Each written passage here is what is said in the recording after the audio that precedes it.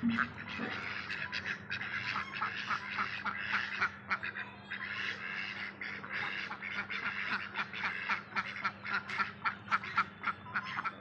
வாழ்ந்தால் கோடி நன்மை.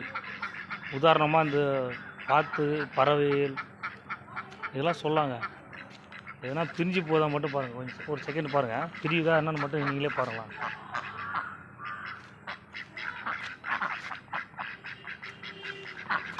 எப்படி பிடி போனாலும் எல்லாம் ஒன்றா தான் போவோம்.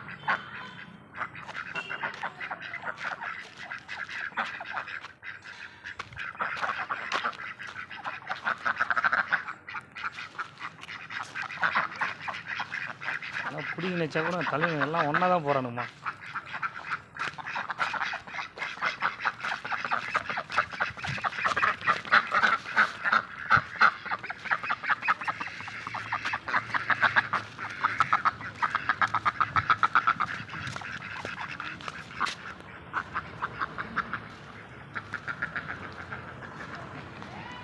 மனுஷங்க கூட பிரிஞ்சு போயிடுறாங்க.